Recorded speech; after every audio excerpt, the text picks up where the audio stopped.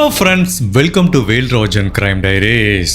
நம்ம இந்தியாவில் இருக்க ஹரியானா ஸ்டேட்டில் ரோத்தக்ங்கிற மாதிரி ஒரு ஊர் இருக்கு. அந்த ஊரில் பிப்ரவரி மாதம் 28 2025 சவிதா நார்வால்ங்கிற ஒரு பெண்மணி பதட்டமா போலீஸ் ஸ்டேஷனுக்கு வர்றாங்க. அங்கே இருக்க போலீஸ் ஆஃபீஸ்கிட்ட அவங்க என்ன சொல்றாங்கன்னா, சார் என்னோட பொண்ணு நேத்துலேருந்து மிஸ் ஆயிட்டா, அவளை கொஞ்சம் கண்டுபிடிச்சு கொடுங்கிற மாதிரி சொல்றாங்க. சரி மேடம், உங்க பொண்ணுக்கு எத்தனை வயசாச்சுன்னு கேட்குறாங்க. அவளுக்கு 22 வயசு ஆச்சுங்கிறாங்க. ஜெனரலாக ஒரு பொண்ணு காணாமல் போயிட்டாங்கன்னு வந்து ஒரு கம்ப்ளைண்ட் பதிவு பண்ணா ஃபர்ஸ்ட் என்ன பண்ணுவாங்க, உங்க பொண்ணோட போட்டோ ஏதாவது இருக்கா அப்படிங்கிற ஐடென்டிட்டிக்காக கேட்பாங்க. இந்த சவிதா நார்வால்ங்கிற பெண்மணியும் தன்னோட பொண்ணோட போட்டோ இதான்னு மொபைல் போனை எடுத்து இப்படி போலீஸ் ஆபீசர் கிட்ட காமிக்கிறாங்க. அப்ப போலீஸ் ஸ்டேஷன்ல இருக்க எல்லாருமே பயங்கர ஷாக் ஆயிட்டாங்க. என்ன மேடம் சொல்றீங்க, ஹிமானி நார்வால் தான் உங்க பொண்ணா அப்படிங்கிற மாதிரி கேட்கிறாங்க. பிகாஸ் இந்த சவிதா காணாம போயிட்டாங்கன்னு சொல்லி கம்ப்ளைண்ட் கொடுக்க வந்த அந்த பொண்ணோட பேரு ஹிமானி. அவங்க ஏற்கனவே ஒரு செலிபிரிட்டி ஃபிகர்ல தான் இருக்காங்க. அந்த பெண்ணை ஹரியானால தெரியாதவங்க யாருமே இருக்க முடியாது. என்ன மேடம் நீங்க முதலே சொல்ல வேணாமா, காணாம போனது ஹிமானி அப்படின்னு. சரி உட்காருங்க மேடம், என்ன ஆச்சுங்கிற மாதிரி போலீஸ் ஆபீசர் கேட்குறாங்க. அப்போ இந்த சவிதா என்ன சொல்றாங்கன்னா, சார் 27 காலையில் என்னோட பொண்ணு கிட்ட பேசுறேன். அப்போ அவ என்ன சொன்னானா, நான் இப்போ ஆஃபீஸுக்கு போயிட்டு இருக்கேன், சாயங்காலம் எனக்கு ஒரு வெட்டிங் ஃபங்க்ஷன் இருக்கு, அதை முடிச்சுட்டு நைட்டு வந்துருவேங்கிற மாதிரி சொல்லிட்டு காலையில் போனான். நான் 27 சாயங்காலம் தொடர்பு கொள்ள முயற்சி பண்ணேன், என்னோட ஃபோனை ரீச் பண்ண முடியல. 27 நைட்டு தொடர்பு கொள்ள முயற்சி பண்ணேன், அப்பவும் ரீச் பண்ண முடியல. இப்போ 28 காலையிலையும் தொடர்பு கொள்ள முயற்சி பண்றேன், அப்பவும் என்னோட பொண்ணை ரீச் பண்ண முடியல சார். அதனாலதான் என்னோட பொண்ணு மிஸ் ஆயிட்டான்னு ஒரு கம்ப்ளைண்ட் கொடுக்க வந்திருக்கேங்கிற மாதிரி சொல்றாங்க. இந்த ஹிமானி நார்வால்ங்கிற பெண் யாருன்னா, இவங்களுக்கு 22 வயசு ஆகுது. இவங்க நம்ம இந்தியாவிலே ஃபேமஸா இருக்கிற காங்கிரஸ் கட்சியில ஒரு ஒர்க்கரா வேலை பார்த்துட்டு இருக்காங்க. இந்த ஹிமானிங்கிற காணாம போன பொண்ணுக்கு எப்படி மீடியால ஒரு மிகப்பெரிய வெளிச்சம் கிடைக்குதுன்னா, போன பாராளுமன்ற தேர்தலுக்கு முன்னாடி நம்ம ராகுல் காந்தி ஒரு நாடு ஃபுல்லாவே ஒரு நடைப்பயணம் மேற்கொண்டாரு. பாரத் ஜோடா யாத்ராங்கிற பேர்ல நம்ம இந்தியா ஃபுல்லா நடைப்பயணம் பண்ணாரு. அப்ப ஹரியானாக்கு வரும்போதுதான் இந்த ஹிமானிங்கிற காணாம போன பெண்மணி ஏற்கனவே காங்கிரஸ்ல ஒர்க் பண்ணிட்டு இருக்காங்க. அப்ப ராகுல் காந்தியோட சேர்ந்து அந்த நடைப்பயணத்தில் அவங்க பங்கெடுத்ததுனால மீடியா ஃபுல்லா இவங்களுக்கு வெளிச்சம் கிடைக்க ஆரம்பிக்குது. அதை எல்லாத்தையும் தாண்டி அதுக்கு முன்னாடி அந்த ஊர்ல காங்கிரஸ் தான் ஆட்சி பண்ணிட்டு இருந்தாங்க. அப்ப திரும்ப எலெக்ஷன் வந்தப்போ 2024 அப்போ காங்கிரஸ் முதன் மந்திரியா இருந்த புபிந்தர் சிங் ஹோடா அப்படிங்கிற நபர் கூட சேர்ந்துதான் இவங்க நாடாளுமன்ற தேர்தலுக்கு ஃபுல்லாவே காங்கிரஸ்க்காக பிரச்சாரம் பண்ணிருக்காங்க. சோ ஒரு முதலமைச்சர் கூட சேர்ந்து இவங்க பிரச்சாரம் பண்ணதுனால ஹரியானா ஃபுல்லாவே இந்த பெண்மணி நல்ல பரிச்சயமானவங்க. அந்த மாதிரி ஒரு செலிபிரிட்டி ஃபிகர்ல இருக்கிறவங்க, காங்கிரஸ் கட்சியில வளர்ந்து வர்ற ஒரு பொசிஷன்ல இருக்கிற ஒரு 22 வயசு பெண்மணி காணாம போயிட்டாங்கன்னு சொல்லுது போலீஸ் ஆபீசருக்கே ஒரு பரபரப்பை ஏற்படுத்துது. இது ஒரு சாதாரண மிஸ்ஸிங் கம்ப்ளைண்டா நம்மளால எடுத்துக்க முடியாது. இதை கொஞ்சம் ஸ்பெஷலா தான் விசாரிக்கணும்ட்டு இப்ப காணாம போன அந்த பெண்ணை வலை வீசி தேட ஆரம்பிக்கிறாங்க. அதுக்கு முன்னாடி இந்த சவிதா நார்வால்ங்கிற அவங்க அம்மா கிட்ட சில ஸ்டேட்மெண்ட் கேட்குறாங்க. உங்க பொண்ணு காணாம போனப்போ நீங்க ஏன் உங்க பொண்ணு கூட வீட்டில் இல்லை, நீங்க எங்க இருந்தீங்கிற மாதிரி ஒரு கொஸ்டினை கேட்குறாங்க. அப்போ இந்த பெண்மணி என்ன சொல்றாங்கன்னா, சார் எனக்கு ஒரு பையன் இருக்கான், அந்த பையனுக்கு டெல்லியில வேலை கிடைச்சது. ஸோ இந்த டெல்லியில வேலை கிடைக்கிறதுக்கு முன்னாடி நானும் என்னோட பையன் என்னோட பொண்ணு எல்லாருமே சேர்ந்து நாங்கள் இந்த ரோத்தக்ங்கிற ஊரில் தான் இருந்தோம்.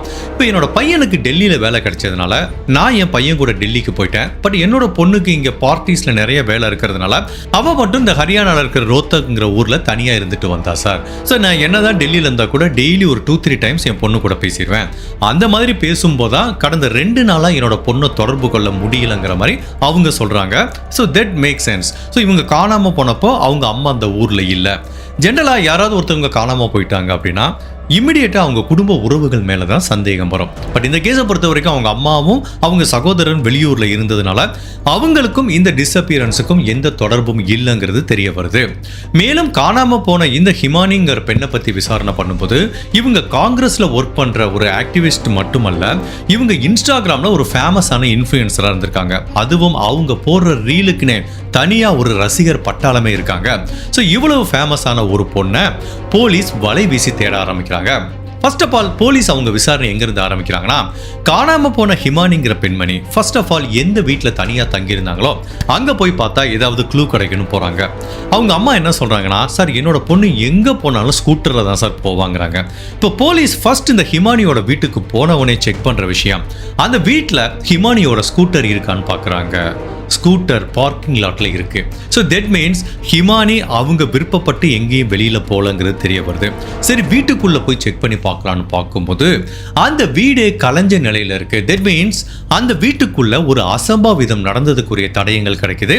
அப்படி இருந்தா கூட இந்த வீட்டுக்குள்ள வச்சு ஏதாவது ஒரு கிரைம் நடந்திருக்குமாங்கிற மாதிரி ஆங்கிள் போலீஸ் விசாரணை பண்ணா கூட அதுக்குரிய சரியான தடயங்களும் கிடைக்கல. பட் ஒண்ணு மட்டும் புரியுது, கண்டிப்பா ஹிமானிக்கு ஒரு பேராபத்து நிகழ்ந்திருக்கு. அந்த ஆபத்து அவங்க வீட்டுல இருந்தா ஆரம்பிச்சிருக்குங்கிறத மட்டும் போலீஸால நல்லாவே உணர முடியுது. ஸோ ஒரு சாதாரண ஒரு பர்சன், இளம்பெண் காணாமல் போனாலே நம்ம நாட்டில் எல்லாருமே பரபரப்பாக பேச ஆரம்பிப்போம். அதுவும் காங்கிரஸில் ஒர்க் பண்ணுற ஒரு இளம் செலிபிரிட்டி, ஒரு ஆக்டிவிஸ்ட், ஒரு ஒர்க்கர் காணாமல் போனது ஒரு பரபரப்பை ஏற்படுத்துது. ஜென்ரலாக நம்ம ஊரில் என்ன நடக்கும், ஒரு இன்சிடென்ட் நடந்தால் ஆளுங்கட்சியும் எதிர்கட்சியும் மாறி மாறி குற்றம் சமர்த்திப்பாங்க. ஸோ இந்த கேஸில் என்ன ஆகுதுன்னா, காங்கிரஸில் இருக்க ஒரு பெண்மணியே இப்படி காணாம போனதுனால இப்போ ஹரியானா ஆளும் கட்சியா இருக்க பிஜேபி என்ன சொல்றாங்க, இங்க பாருங்க, காங்கிரஸ்ல ஒரு பெண்மணி ஃபேமஸா இருக்காங்க, வேலை பார்க்குறாங்க, அந்த பெண்மணி இப்ப காணாம போயிட்டாங்கன்னா அதுக்கு கண்டிப்பா காங்கிரஸ்க்கு உள்ள இருக்கிற லீடர்ஸ் தான் பொறுப்பு. அந்த பெண்மணிக்கு ஏதோ ஒரு பேராபத்து அந்த பார்ட்டிக்கு உள்ளதான் நிகழ்ந்திருக்கு, இதை நல்லா விசாரிக்கணுங்கிற மாதிரி பிஜேபி இந்த பக்கம் காங்கிரஸ் மேல குற்றம் சுமத்துறாங்க. காங்கிரஸ் என்ன சொல்றாங்கன்னா, இல்ல எங்க கட்சியில ஒருத்தவங்க நல்லா வளர்ந்துட்டு வர்றாங்கன்னா அதுக்கு எதிர்கட்சிக்காரங்க தான் ஏதோ ஒன்று பண்ணியிருக்கணுங்கிற மாதிரி அவங்க எதிர்கட்சி மேல குற்றம் சுமத்துறாங்க. பட் அட் த எண்ட் இந்த இன்சிடென்ட் நடந்தப்போ ஹரியானாவை பிஜேபி தான் ஆட்சி செஞ்சுட்டு இருந்ததுனால இந்த வழக்கை தீர்க்க வேண்டிய முழு பொறுப்பும் பிஜேபி கவர்மெண்ட்டுக்கு இருக்கு. உண்மையிலே இந்த குற்றவாளியை கண்டுபிடிச்சு கொடுத்தாதான் அந்த கவர்மெண்ட்டுக்கு மேல இருக்கிற அவப்பெயர் நீக்கப்படும். இப்போ போலீஸ் உண்மையிலே ஹிமானிங்கிற பெண்மணிக்கு என்ன நிகழ்ந்ததுங்கிறத கண்டுபிடிக்க முயற்சி பண்றாங்க. காங்கிரஸ் பார்ட்டியில வேலை பார்க்கிற 22 வயசு இளம் பெண்ணுக்கு என்ன நடந்தது, உண்மையிலேயே இப்படி குற்றம் சுமத்திக்கிற மாதிரி இந்த பெண்ணோட டிஸ்அப்பியரன்ஸுக்கும் அரசியலுக்கும் ஏதாவது தொடர்பு இருக்கா, இல்ல இந்த ரெண்டு கட்சியையும் தாண்டி ஹிமானியோட வாழ்க்கையில வேற யாராவது இருக்காங்களாங்கிற பலவித குழப்பங்களும் திருப்பங்களும் நிறைஞ்ச ஹிமானி நார்வால்ங்கிற இந்த பெண்ணோட வழக்கை பத்தி தான் இன்னைக்கு நம்ம இந்த வீடியோல பார்க்க போறோம். அப்படி ஹிமானிக்கு என்ன நிகழ்ந்ததுங்கிறத நம்ம தெரிஞ்சுக்கிறதுக்கு முன்னாடி உங்க டைம் 2 செகண்ட்ஸ் எனக்காக ஸ்பெண்ட் பண்ணி என்னோட வீடியோஸ் உங்களுக்கு பிடிச்சிருந்துச்சுன்னா லைக் பண்ணிட்டு கமெண்ட் பண்ணுங்க. இன்கேஸ் என்னோட சேனலை இது வரைக்கும் நீங்க சப்ஸ்கிரைப் பண்ணாம பார்த்தீங்கன்னா மறக்காம சப்ஸ்கிரைப் பண்ணி என்ன சப்போர்ட் பண்ணுங்க. ஹிமானிய போலீஸ் வலைபீசி தேடிட்டு இருக்க இந்த நேரத்துல இந்த ரோத்தாக் அப்படிங்கிற ஊர்ல இருந்து சில மைல் தொலைவில் சாம்ப்லாங்கிற மாதிரி இன்னொரு ஊர் இருக்கு. அந்த ஊர்ல இருக்கிற ஒரு போலீஸ் அதிகாரி இந்த ரோத்தக் டிபார்ட்மெண்ட் போலீஸ் டிபார்ட்மெண்ட்டுக்கு ஒரு கால் பண்றாரு. சார், நீங்க சாம்ப்லாக்கு உடனே வர முடியுமா, இங்க ஒரு ஃப்ளைஓவர் இருக்கு, அந்த இடத்துக்கு நீங்க உடனே வாங்கங்கிறாங்க. என்ன சார், என்ன ஆச்சுன்னு கேட்குறாங்க.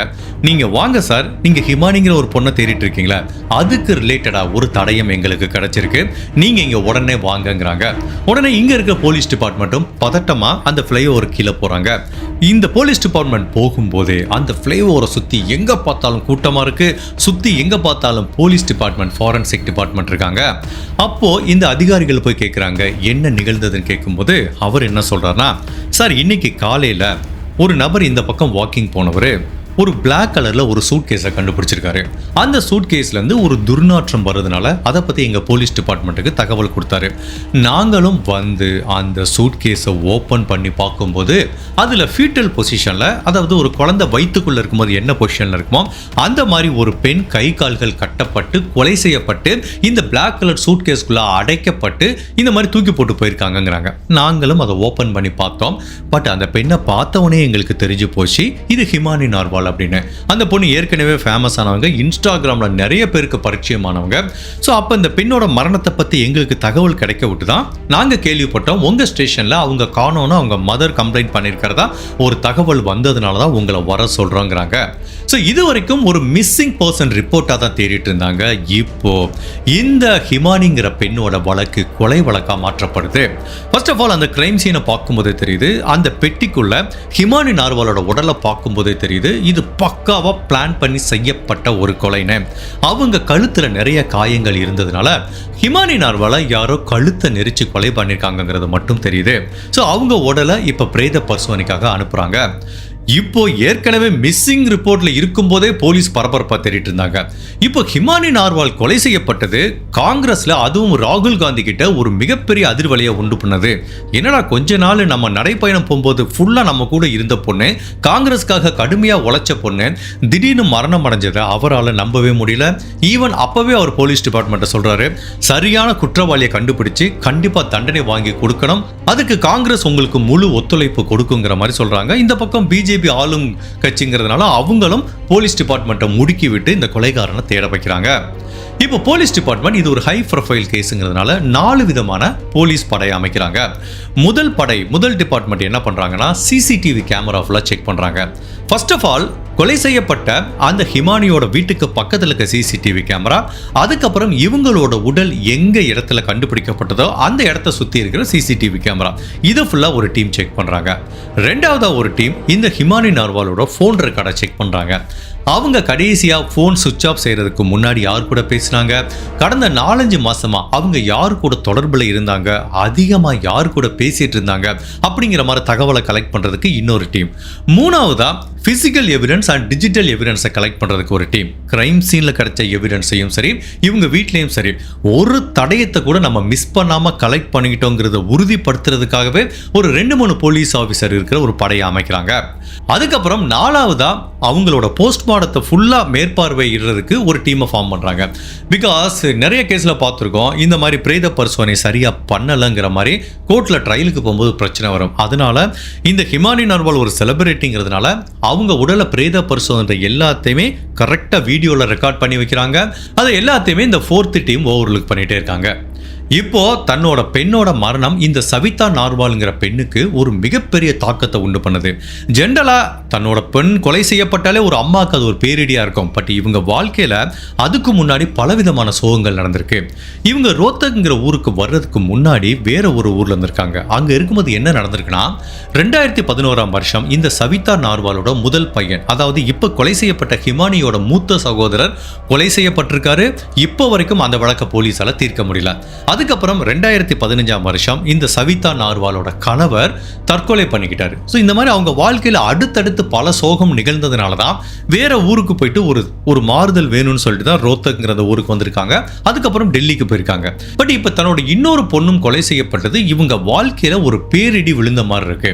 பட் அப்ப சவிதா என்ன சொல்றாங்கன்னா, என்னோட பெண்ணோட உடலை நீங்க பிரேத பரிசோதனை பண்ணுங்க, பட் நீங்க அந்த கொலைகாரனை கண்டுபிடிக்காம என்னோட பெண்ணோட உடலை நான் வாங்க மாட்டேன், என்னோட பொண்ணுக்கு நான் இறுதி மரியாதை செலுத்த மாட்டேங்கிறாங்க. அதுக்குரிய காரணம் என்னன்னா 2011ஆம் வருஷம் இவங்களோட மூத்த மகன் கொலை செய்யப்பட்டப்பவும் போலீஸ் இதே மாதிரி தான் ப்ராமிஸ் கொடுத்தாங்க, இப்போ நீங்க உடலை வாங்கிட்டு போய் அடக்கம் பண்ணுங்க, இந்த கொலைகாரனை கண்டுபிடிக்கிறோன்னு. பட் இப்போ வரைக்கும் அந்த கொலைகாரனை கண்டுபிடிக்கல. அதனால சவிதா ரொம்ப உறுதியா இருக்காங்க, கண்டிப்பா நீங்க கொலைகாரனை கண்டுபிடிக்காம நான் உடலை வாங்க மாட்டேன்னு. பட் அதே டயத்துல இந்த சவிதா என்ன சொல்றாங்கன்னா, என்னோட பொண்ணோட மரணத்துக்கும் காங்கிரஸுக்கும் தான் தொடர்பு இருக்குங்கிறாங்க. பிகாஸ் என்னோட பொண்ணு 22 வயசுலயே காங்கிரஸ் கட்சிக்குள்ள அசூர வளர்ச்சி அடைஞ்சது அங்க ஏற்கனவே இருக்கிறவங்க நிறைய பேத்துக்கு ஒரு பொறாமை உணர்ச்சியை உண்டு பண்ணிருக்கு. அதனால இந்த கட்சிக்குள்ள இருக்கிறவங்க தான் என்னோட பொண்ணை ஏதோ பண்ணிட்டாங்கன்னு அந்த கட்சி மேல பழி சுமத்துறாங்க.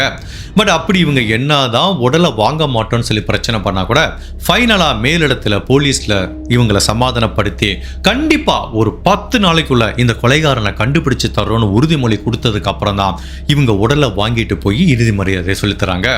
இப்போ போலீஸ் அவங்க அம்மாக்கும் ப்ராமிஸ் கொடுத்துருக்காங்க. அதே டயத்தில் ஒரு செலிபிரிட்டியோட கொலைகாரனையும் கண்டுபிடிக்கிறோம். First of all police CCTV காட்சிகளை ஃபுல்லாக செக் பண்ணி பார்க்கும்போது இந்த கேஸில் ஒரு மிக மிக முக்கியமான பிரேக் த்ரூ கிடைக்குது.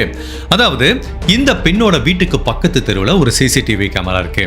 அதில் இவங்க எப்போ கொலை செய்யப்பட்டாங்களோ அந்த 27ஆம் தேதி இரவு சந்தேகப்படும்படியான ஒரு நபர் பிளாக் கலர்ல ஒரு சூட்கேஸை எடுத்துட்டு போறாரு. அப்படி தரதரன் பிடிச்சு இழுத்துட்டு போறாரு. இந்த காட்சி பதிவாயிருக்கு.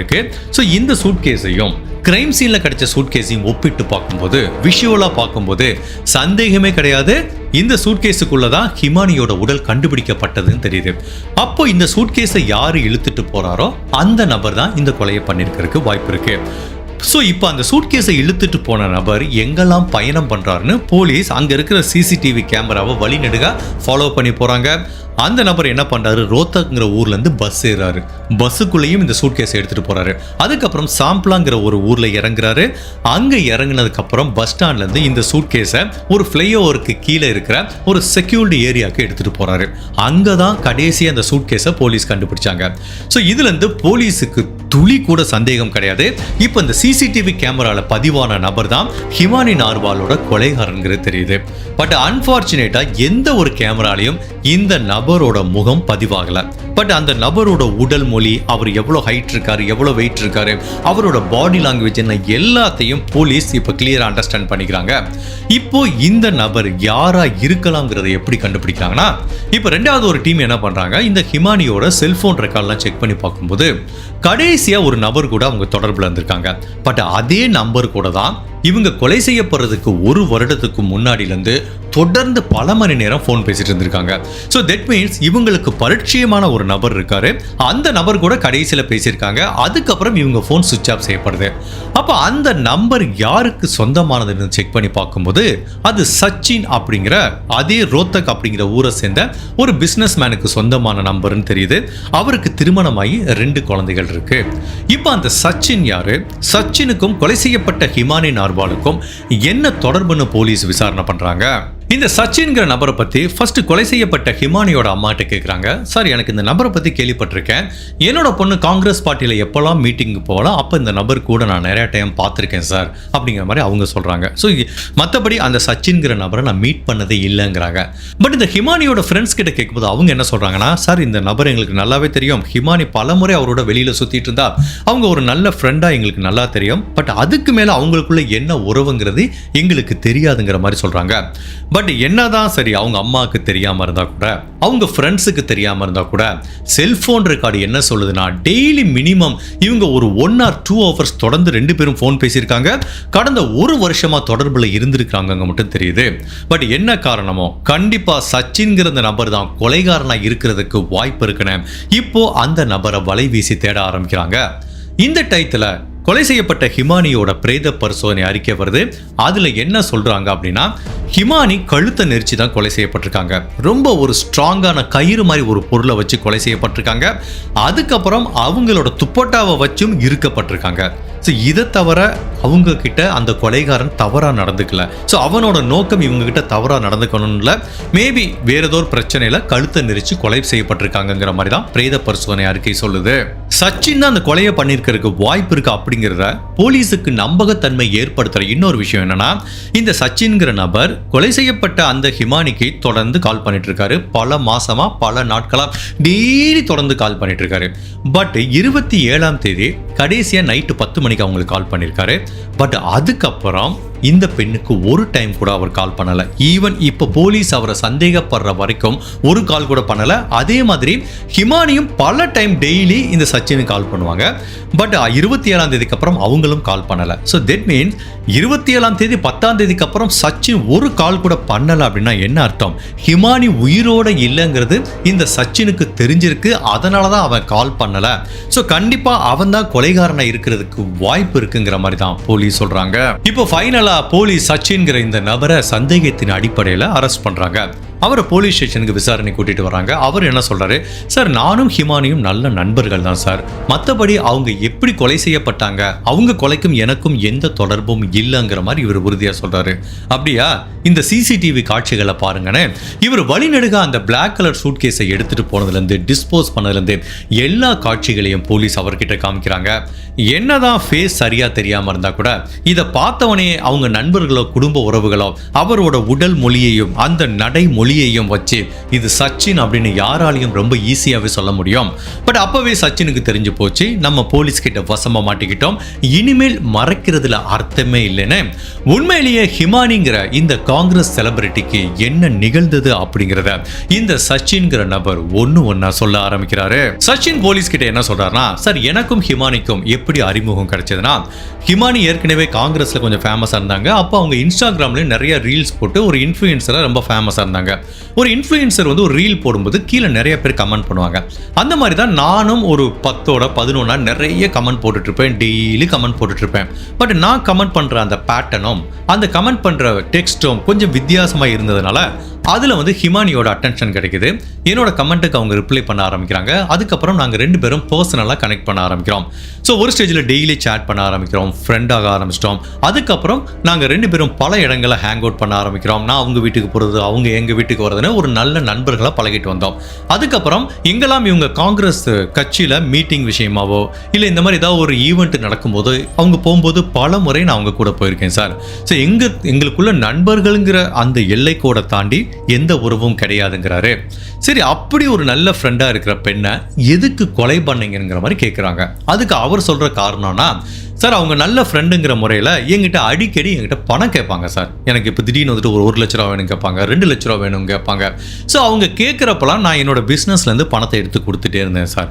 ஒரு ஸ்டேஜில் அந்த பணத்தை நான் திரும்பி கேட்க ஆரம்பிக்கும் போது எங்களுக்குள்ள பயங்கரமான பிரச்சனை வருது. என்ன நீ கொடுத்த பணத்தை கேட்குற, நான் என்ன ஒரு நல்ல ஃப்ரெண்டு திரும்ப கொடுக்க மாட்டேனாங்கிற மாதிரி பல முறை அவங்க ஏதாவது ஒரு சாக்கு போக்கு சொல்லி சமாளிச்சுட்டே இருந்தாங்க. ஸோ இப்போ எனக்கு பிஸ்னஸ்க்கு பண தேவை இருக்கிறதுனால நான் கொடுத்த பணத்தை கேட்கறதுனால எங்களுக்குள்ள அடிக்கடி கடுமையான ஆர்குமெண்ட் வர ஆரம்பிக்குது. அந்த மாதிரி தான் பிப்ரவரி மாதம் 27ஆம் தேதி நான் நைட்டு ஒரு நாள் அவங்க வீட்டுக்கு போயிருந்தேன். இப்போ இந்த பண பிரச்சனை வருது, நான் பணத்தை கேட்டேன், அவங்க முடியாதுன்னு சொல்ல அந்த ஆர்குமெண்ட் ரொம்ப ஹீட்டட் ஆர்குமெண்ட்டாக போய் நான் கோவத்தில் பக்கத்தில் இந்த ஃபோன் சார்ஜர் இருந்தது, அந்த வயரை எடுத்து அவங்க கழுத்தை நெரிச்சு கொலை பண்ணிட்டேன். அதுக்கப்புறம் துப்பட்டா வச்சும் கழுத்தை நெரிச்சு கொலை பண்ணிட்டேன். ஸோ இவங்க இறந்து போயிட்டாங்கன்னு உறுதி செய்யவிட்டு இவங்க உண்மையிலேயே இப்படி பதட்டத்தில் பண்ணிட்டுமே என்ன பண்ணுறதுன்னு தெரியாமல் அப்போது இந்த ஹிமானியோட வீட்லேயே ஒரு பிளாக் கலரில் சூட்கேஸ் இருந்தது. அந்த சூட்கேஸை நான் எடுத்துட்டேன். ஸோ அந்த சூட்கேஸ்க்குள்ளே அவங்களோட கை கால்களை கட்டி சூட்கேஸ்க்குள்ளே ஃபுல்லாக டம்ப் பண்ணிட்டேன். அந்த பெண் கொஞ்சம் ஒல்லியாக இருந்ததுனால அவங்க உடம்பு அப்படி ஃபீட்டல் பொசிஷனில் மடித்து அந்த சூட்கேஸுக்குள்ளே வைக்கிறது எனக்கு ரொம்ப ஈஸியாக இருந்ததுங்கிற மாதிரி தான் இந்த சச்சின் சொல்றான். சரி, இவங்களை இப்போ கொலை பண்ணிட்டோம், பட் எதுக்காக நான் அந்த கொலையை பண்ணேன்? நான் கொடுத்த காசு எனக்கு வேணும்ல. இந்த பெண்ணு காசு கொடுக்காம இப்போ இறந்து போயிட்டா எனக்கு அவ்வளோ கடன் ஆச்சேன்னு. அப்போ நான் என்ன பண்ணேன், இவங்க வீட்டில் இருக்க பணம், அதுக்கப்புறம் ஹிமானிக்கு சொந்தமான நகைகள், சில விலை உயர்ந்த பொருட்கள் எல்லாத்தையும் நான் ஒரு பேக்கில் போட்டு எடுத்துக்கிட்டேன். அதுக்கப்புறம் ஹிமானி ஸ்கூட்டர் எடுத்துக்கிட்டேன். அந்த பேக்குக்குள்ள ஹிமானிக்கு சொந்தமான பொருள் இன்க்ளூடிங் அவங்க ஃபோன் எல்லாத்தையும் ஆஃப் பண்ணி போட்டுட்டு நேராக என் வீட்டுக்கு போனேன். அதுக்கப்புறம் அந்த பேக்கை என் வீட்டில் வச்சுட்டு திரும்ப ஹிமானியோட ஸ்கூட்டரை எடுத்துட்டு வந்து அவங்க வீட்டில் பார்க் பண்ணிட்டு அதுக்கப்புறம் அந்த பிளாக் கலர் சூட்கேஸை ரோட்ல வழி நெடுக்கா அப்படி இழுத்துட்டு போனேன். இப்போ இந்த ரோத்தக் அப்படிங்கிற ஊர்ல இருக்க பஸ் ஸ்டேஷனுக்கு வந்துட்டேன். என்னோட இனிஷியல் பிளான் என்னன்னா, இந்த உடலை டெல்லி பக்கம் எங்கேயாவது போய் டிஸ்போஸ் பண்ணலான்னு அந்த ரோத்தக்ங்கிற ஊர்ல இருந்து நான் டெல்லிக்கு பஸ்ல ஏறுறேன். ஸோ டெல்லி அப்போ நைட் நேரங்கிறதுனால கூட்டம் குறைவா இருந்தது. அப்போ கூட அந்த சூட்கேஸ் என் பக்கத்திலே தான் வச்சிருந்தேன்.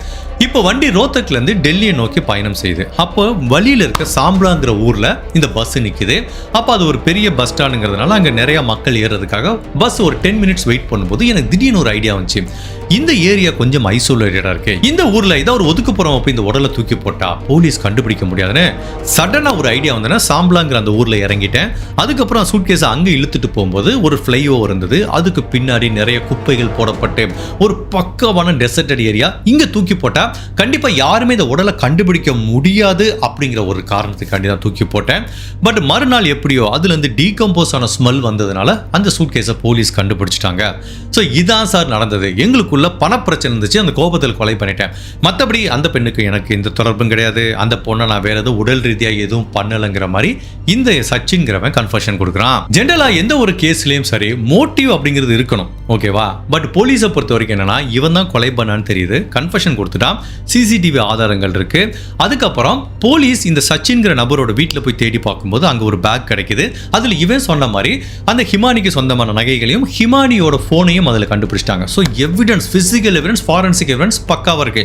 அவன் சொல்ற மோட்டிவும் கன்வின்சிங்கா இருக்கு. ஸோ இதுக்கு மேல போலீஸுக்கு இந்த கேஸ்ல வந்து இன்வெஸ்டிகேட் பண்றதுக்கு எதுவுமே இல்லை. மேபி அவன் சொல்ற மோட்டிவ் தப்பாவே இருக்கட்டுமே, ஏதோ ஒரு மோட்டிவ் இருக்கு, அதை பத்திலாம் நம்ம ஒரி பண்ணிக்க தேவையில்லை, இவன் தான் கொலைகாரன், இந்த கேஸ் முடிஞ்சிச்சு அப்படிங்கிற மாதிரி தான் போலீஸ் ஃபீல் பண்றாங்க. பட் இந்த பெண்ணோட அம்மா என்ன சொல்றாங்கன்னா, சார் இந்த சச்சின்கிற நபர் வந்து கொலை பண்ணிருக்கலாம், இல்லைன்னு சொல்லலாம், பட் அவன் பொய் சொல்றான் சார், என்னோட பொண்ணு அவங்கிட்ட பணம் வாங்க வேண்டிய தேவையே இல்லைங்கிறாங்க. நாங்க ஏற்கனவே கொஞ்சம் பணக்காரங்க தான், என்னோட பொண்ணு இன்ஃபுளுசரா இருக்கா, அதுல நிறைய அட்வர்டைஸ்மெண்ட் வருது, சம்பாதிக்கிறா, காங்கிரஸ் பார்ட்டியில இருக்கா, கண்டிப்பா இவங்கிட்ட பணம் வாங்கி தான் ஒரு வாழ்க்கையை வாழ வேண்டிய நெசசிட்டி என் பொண்ணுக்கு இல்லை சார், இவன் பொய் சொல்கிறான், என்னோட பொண்ணு அவன் வேற ஏதோ பண்ணியிருக்கான், பெண்ணோட மரணத்துக்கு பின்னாடி வேற ஒரு காரணம் இருக்குங்கிற மாதிரி இவங்க சொல்கிறாங்க. இவங்க என்னதான் ஒரு பக்கம் இப்படி சந்தேகத்தை கிளப்பிட்டு இருந்தா கூட போலீஸை பொறுத்த வரைக்கும் அது என்ன வேணாலும் இருந்துட்டு போகுதுப்பா, அதை பற்றி எனக்கு தேவையில்லை, அவன் உண்மையிலே பணத்துக்காக கொலை பண்ணட்டும், இல்லை உண்மையிலே காதலிச்சு ஏமாத்தி இருக்கட்டும், அதை பற்றிலாம் ஒன்றும் பிரச்சனை இல்லை, அவன் தான் கொலைகாரன், இந்த கேஸ் முடிஞ்சிருச்சுன்னு இப்போ சச்சினை அரெஸ்ட் பண்ணிட்டாங்க. இந்த வழக்கோட விசாரணை ஹரியானா நீதிமன்றத்தில் நடந்துட்டு இருக்கு. இந்த கேஸை பற்றி நான் என்ன ஃபீல் பண்ணுறேன்னா, இது உண்மையிலேயே அவங்க அம்மா சொன்ன ஸ்டேட்மெண்ட்டில் ஏதோ ஒரு உண்மை இருக்கிற மாதிரி எனக்கு தெரியுது. பிகாஸ் இவங்க ஒரு இன்ஃப்ளூயன்சர், கண்டிப்பாக இன்ஸ்டாகிராமில் நிறைய சம்பாதிப்பாங்க, இவ்வளோ ஃபேமஸாக இருக்கிறதுனால அவங்களுக்கு நிறைய அட்வர்டைஸ்மெண்ட் வரும், ஸ்பான்சர் வரும், ப்ளஸ் கட்சியிலையும் இருக்காங்க. ராகுல் காந்தி மாதிரி ஒரு பெரிய லீடருக்கு க்ளோஸாக இருக்கிற அளவுக்கு ஒரு பொசிஷனில் இருக்காங்கன்னா, இவங்க எவனையோ ஒருத்தன்ட்ட ஒரு ஃபேன் பாய் மாதிரி ஒருத்தங்கிட்ட பழகுறாங்க, அவங்ககிட்ட இருந்து இவன் வந்து கடன் வாங்கிட்டாங்க அப்படிங்கிற ஸ்டேட்மெண்ட் வந்து கொஞ்சம் நம்புறதுக்கு நெருடலாக இருக்கு. அதனால ஒருவேளை அவங்க அம்மா சொன்னது உண்மையாக கூட இருக்கலாம். இந்த கிரைமுக்குரிய மோட்டிவ் வந்து ஃபைனான்ஷியல் ப்ராப்ளமாக இருக்கிறதுக்கு வாய்ப்பு இல்லை. அப்போ என்னவா இருக்கலாம்? இது உண்மையிலேயே இவன் சொன்னது பொய்யினே வச்சுப்போம், அந்த பெண் இவங்கிட்ட பணமே வாங்கலை அப்படின்னா, இந்த சச்சின்கிறவன் ஏற்கனவே திருமணமாகி 2 குழந்தை இருக்கு.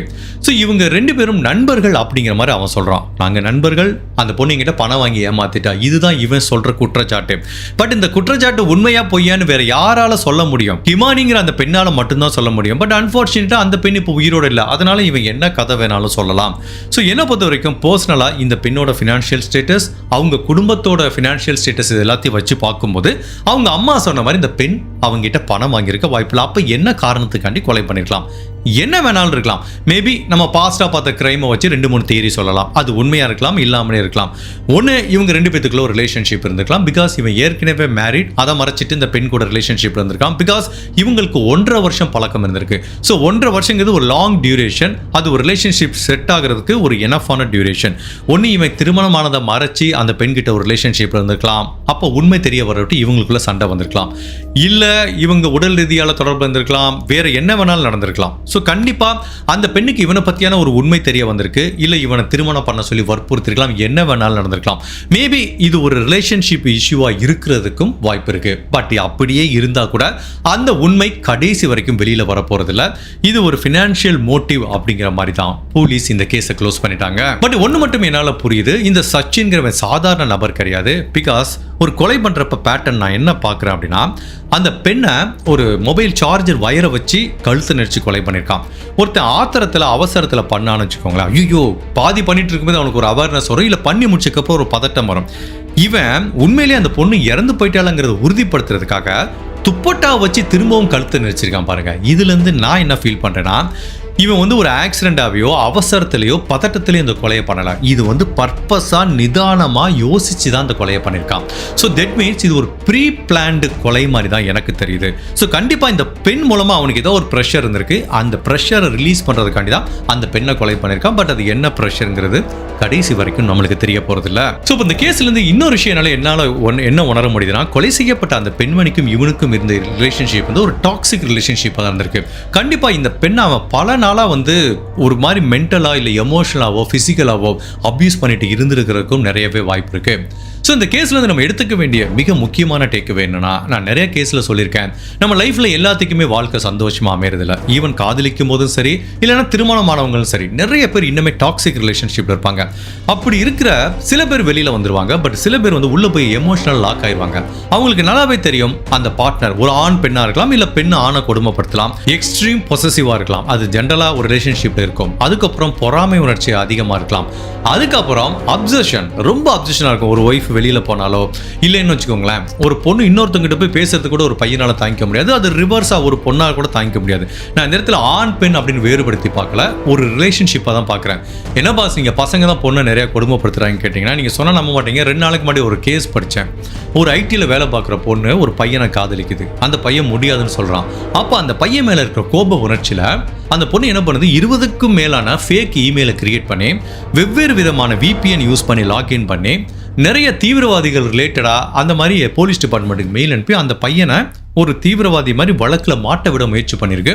பட் கடைசியில் அது எல்லாத்தையும் இந்த பொண்ணு தான் பண்ணியிருக்குங்கிறத கண்டுபிடிச்சிட்டாங்க. ஸோ இது ரிலேஷன்ஷிப்பில் ஒரு ஆணும் பெண்ணை கொடுமைப்படுத்துறாங்க, பெண்ணும் ஆணை கொடுமைப்படுத்துறதெல்லாம் நடக்குது. ஸோ இப்போ இந்த மாதிரி ஒரு டாக்ஸிக் ரிலேஷன்ஷிப்பில் இருக்கும்போது நம்ம எல்லாத்துக்குமே தெரிஞ்சிருந்தே நம்ம அதில் இருப்போம். அதுக்கு ஏன் அப்படின்னா நம்ம எல்லாத்துக்குமே ஒரு பவுண்டரி செட் பண்ணுறதில்ல. எல்லாத்துக்குமே ஒரு பவுண்டரி இருக்குது. ஒரு பொசசிவ்னஸ் அப்படின்னா இவ்வளோதான். ஓகே, ஒரு ரிலேஷன்ஷிப்பில் பொசசிவ் இருக்கும், அது இதை தாண்டி போகக்கூடாது. அதே மாதிரி அப்சஷன் அதே தான், இதை தாண்டி போகக்கூடாது. அந்த மாதிரி ஒரு கட் ஆஃப் இருக்கும். எப்பெல்லாம் அந்த கட் ஆஃப் லைனை அந்த பொசசிவ்னஸோ அப்சஷனோ மீறப்படுதோ அங்கே தான் ஒரு ரிலேஷன்ஷிப்பில் ரெட் ஃப்ளாக் வரும். ஆகா, இவன் உண்மையிலேயே பொசசிவ்னஸையும் தாண்டி வேற மாதிரி இவன் ஃபீல் பண்ணுறான், நம்மக்கிட்ட பொறாமை உணர்ச்சி அதிகமாக இருக்குது, அப்சஷனாக இருக்கான் அப்படிங்கிற மாதிரி அந்த ரெட் ஃப்ளாக்னு சொல்லுவாங்க. நம்ம நிறைய பேர் அந்த மாதிரி ரெட் ஃப்ளாக்கை வந்து இக்னோர் பண்ணிகிட்டே இருப்போம். ஸோ ஒரு ரிலேஷன்ஷிப்பில் இருக்கிறவங்க இந்த மாதிரி ரெட் ஃப்ளாக், நான் சொன்னது இந்த அப்சஷன், ஜெலசி, இதெல்லாம் வந்து பொசசிவ்னஸ்ங்கிறது ஒரு எக்ஸாம்பிள். நிறைய ரெட் ஃப்ளாக் இருக்குது. ஒரு ஆணுக்கு ஒரு எக்ஸ்ட்ரா மெரிட்டல் அஃபேர் இருக்கிறதோ, இல்லை ஒரு பெண்ணுக்கு தொடர்பு இருக்கிறதோ, இல்லை ஒரு ஆண் ஒரு மனைவிக்கு தெரியாமல் ஏதாவது ஒரு கிரைம் மாதிரி ஏதாவது ஒரு கடத்தலில் ஈடுபடுறதோ, என்ன வேணாலும் இருக்கலாம். ஸோ அந்த ரெட் ஃப்ளாக்கை வந்து நம்ம எப்போவுமே இக்னோர் பண்ணாமல் அதோட உண்மை தன்மையை தெரிஞ்சுக்கணும். இப்போ ரெட் ஃப்ளாக் இருக்குன்னு தெரிஞ்சுக்கிட்டோன்னா உண்மையிலேயே அந்த ரெட் ஃப்ளாக்கை எவ்வளோ நாள் நம்ம பொறுத்துக்கணும், அதுக்கு எப்போ ஆக்ஷன் எடுக்கணும், அது எப்போ கட் பண்ணணும் அப்படிங்கிறது தெரியணும்.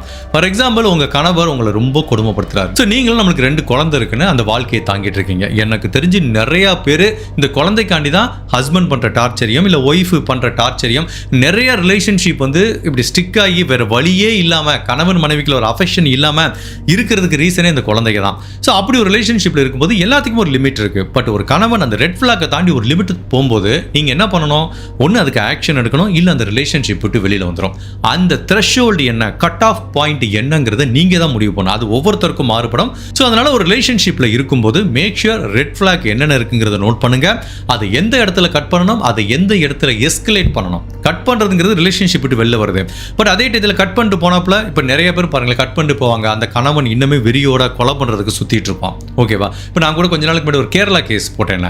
அதில் வந்து ஒருத்தர் பெயிலில் வந்து கூட நிறைய பேர் கொலை பண்ணுவான். அவன் கடைசியில் ஒரு ஸ்டேட்மெண்ட் என்ன சொல்லியிருந்தான், என்னை விட்டு என் ஒய்ஃப் போயிட்டால, அதனால நான் அடுத்து அவ்வளோதான் கொலை பண்ணலான்னு நான் முடிவு பண்ணி வச்சிருந்தேங்கிற மாதிரி அவர் சொல்கிறாரு. ஸோ இந்த மாதிரி நிறைய நடக்கும். ஸோ அதனால் அந்த டயத்தில் இதை எஸ்கலேட் பண்ணணும். ஃபஸ்ட்டு குடும்ப உறவுகள்கிட்ட சொல்லணும், அடுத்து தேவைப்பட்ட போலீஸ் டிபார்ட்மெண்ட்டுக்கிட்ட போகணும். ஸோ அந்த மாதிரி நீங்கள் ஒரு டாக்ஸிக் ரிலேஷன்ஷிப்பில் இருக்கும்போது ரெட் ஃப்ளாக்லாம் ஃபஸ்ட்டு நோட் பண்ணுங்கள், அதோட த்ரெஷ்ஹோல்டு செட் பண்ணிக்கோங்க, அதை எங்கே கட் பண்ணணும், எங்கே எஸ்கலேட் பண்ணணுங்கிறத நீங்கள் தெரிஞ்சு வச்சுக்கணும். இல்லைன்னா நாளைக்கு அது உங்களுக்கோ உங்கள் குழந்தைக்கோ ஒரு பேராபத்தில் கொண்டு போய் முடிகிறதுக்கு வாய்ப்பு இருக்குது. ஸோ என்னை பொறுத்த வரைக்கும் இந்த கேஸை நான் எப்படி பார்க்குறேன்னா, இவங்களுக்குள்ள ஒரு ரிலேஷன்ஷிப் இருந்திருக்கு. கண்டிப்பாக இந்த சச்சினை பற்றி நிறைய இடத்துல ரெட் ஃப்ளாக் இவங்களுக்கு தெரிஞ்சிருக்கும். ஈவன் இந்த பெண்மணி அரசியல் இருந்திருக்காங்க, இவ்வளோ திறமையான பெண்மணி இருந்திருக்காங்க. பட் எப்படி அந்த ரெட் ஃப்ளாக் அவங்க எஸ்கலேட் பண்ணாம, கட் ஆஃப் பண்ணாம இருந்தாங்கங்கிறது தெரியல. ஹோப்ஃபுல்லி இந்த வழக்குல இருந்து சில விஷயங்களை நம்ம கத்துக்கிட்டோம்னு நினைக்கிறோம். இந்த வழக்கை பத்தி நீங்க என்ன நினைக்கிறீங்க? உங்களோட கருத்தை மறக்காம இந்த வீடியோல பதிவு பண்ணுங்க. இந்த மாதிரி another கேஸ்ல உங்களை சந்திக்கிறேன்.